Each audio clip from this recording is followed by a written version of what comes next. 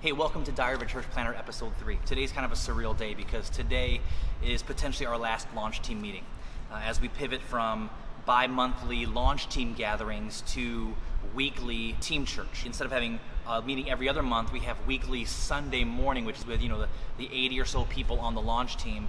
And we have church centered around training and values and taking the whole team through our development track that will eventually be our new believer, new member pathway. It's where people find their teams, first impressions or productions or kids, then develop and train within those along our values so that we're ready to go for a launch Sunday. Let me give you some updates of where things are going right now. As far as fundraising goes, we're about 2/3 in. We have a little over $100,000 left to raise. Also, we are on the home stretch of finalizing our equipment list. It's taken a long time because what we're going to talk about today, which is your equipment list reveals what you value. Also, the team is continuing to grow and we're starting to specialize. So we're having multiple worship team meetings, kids team meetings this Monday.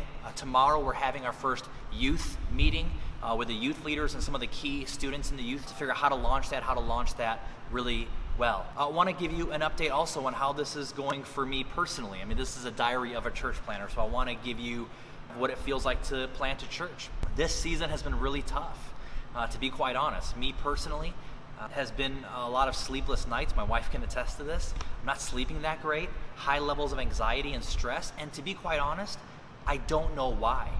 The other day, I was stressed out, went for a prayer walk, and started writing out, why am I stressed? And I couldn't think of a reason, honestly.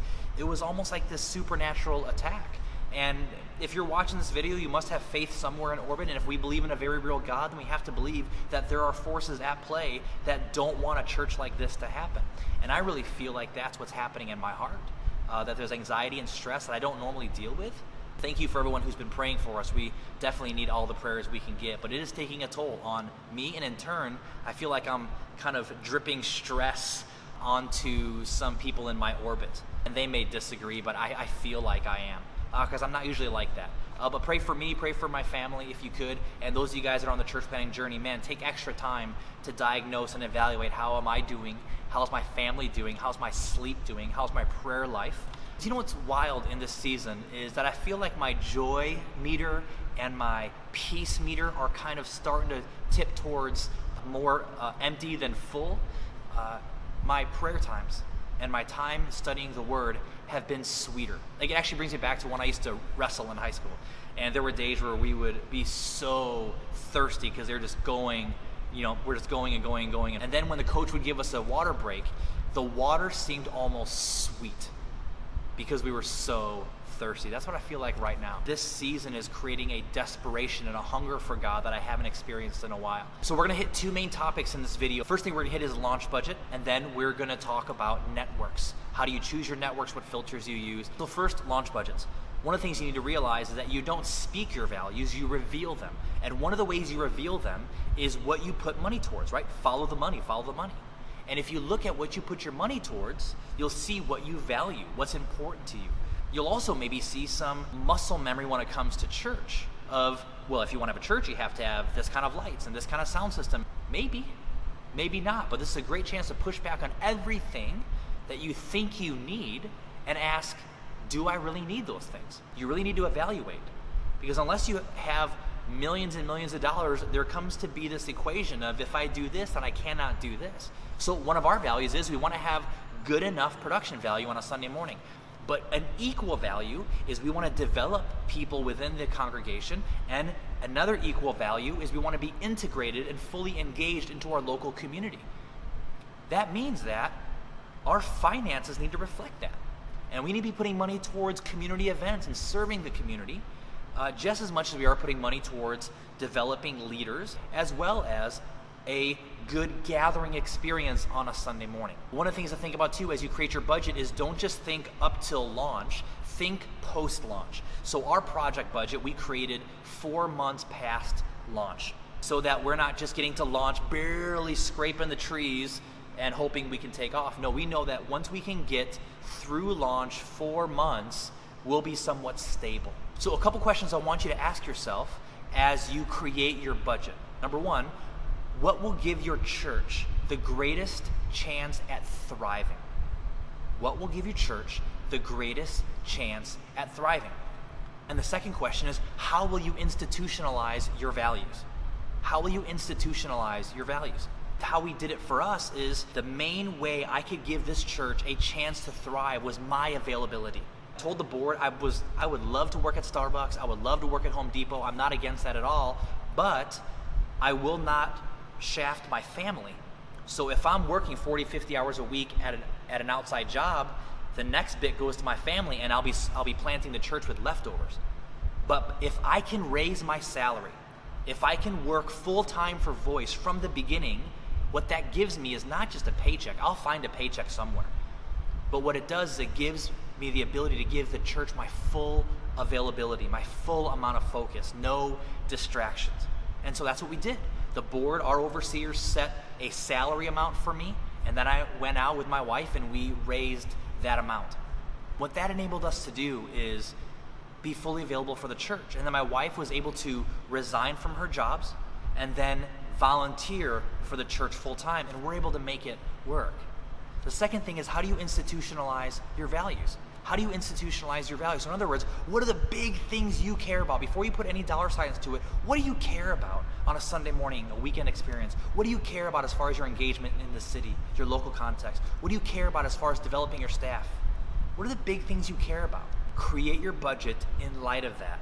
And then after you create your budget, show it to somebody and say, what does it look like we care about? What does it look like we care about?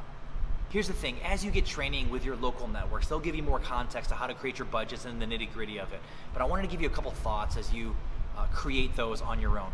Second thing we're going to talk about is networks. Networks. How do you choose your networks? Should you have a network? There are so many networks today. Denominations, non-denominational, interdenominational. Some people plant with multiple networks attached to them like we're doing, and they all have their strengths. I'm sure there's some bad networks out there. I really haven't seen any. I've seen a ton of great ones. And so we moved really slowly as we picked our networks on purpose. Something I want you to think about as you look at the networks, when you hang out with the leaders, when you hang out with other people in those network events is this my tribe? Is this my tribe? Not just in how they talk or what they wear, but what they value. The way they do services, the way they approach church, the way they express the gospel in the local context, the way they're engaged in the community. Is that what you value too? Maybe how they view women in leadership, or how they view a multi-ethnic or multi-generational church, how they would suggest that you spend your money. Does that line up with what you would want to do? Are they your people? Are they your tribe? Do they want to reach the people that you want to reach? And is that important to you? So some of the values for us is we see churches that are multi-generational, grandparents, parents, kids, but they tend to be homogeneous. The Caucasian church, the Korean church, the Hispanic church. Or you see churches that are multi-ethnic, but they tend to be one generation, all 20-somethings, all 30-somethings. And what we want to create is another great church that is multi-generational and multi-ethnic. And we wanted to choose networks that want that too, and resource and can train us and teach us how to do that. So here are the 4 networks that we attached ourselves to. First, ARC. ARC is a national movement. I think it's about to become, if it hasn't become already, an international movement. And so this gives us global context of how to launch a church with extremely high success rate in a bunch of different contexts. They have like a 94% success rate. We want to learn best practices from ARC, so that's why we're an ARC church. Second thing is we are attached to Mission OC. It's a great organization right here in Orange County, teaching church planners how to plant in this context, as Orange County is unique. Another network we're attached to is the Ambassador Network, and one of their strengths is not only creating multi-ethnic churches, but specifically churches that are reaching out to those in the Asian context. And a third of those in our area are Asian, whether they're first generation or 1.5 or second or third generation, and there's uniquenesses to the Asian context, especially when you consider that a Vietnamese, Thai, Taiwanese, Filipino, Korean, Japanese, they're all Asian, but they speak very different languages and have very different cultures, and reaching them looks very different. So how do we do that? Ambassador Network is helping us learn how to do that better. And lastly is Rise Network, a branch of the Free Methodist. The reason why it's a huge partner for us is because they want to plant churches that plant churches. And one of our missions is to plant a church within 2 years after we plant this one. And then 10 churches within 10 years. They may be campuses of ours. They may be sending church planners out that have their own name, fully autonomous, that we can help fund and train them. Rise Network is committed to helping churches plant churches that plant churches in a multi-ethnic context. So that's why these 4 networks are important to us. ARC from a national or global scale, kind of best practices across the whole board. Mission OC for how do we contextualize within Orange County and the specific needs and challenges here. Then Ambassador Network around the idea of how do we reach a multi-ethnic context, specifically Asian context. And then lastly, Rise. How do we be a church that plants other churches? There's a ton of other networks, but make sure that you're not just chasing the money, but you find a tribe that fits you. That 10 years from now, you'll be glad you're with them, and they'll be glad they're with you. I firmly believe that we are an answer to prayer to the networks that we've partnered with, and I know for a fact they're an answer to prayer for us. So I hope that's been helpful for you. Stay tuned. We're about to have launch team meeting here in about 25 minutes, so I need to start setting up. But thanks for watching. We'll see you next time.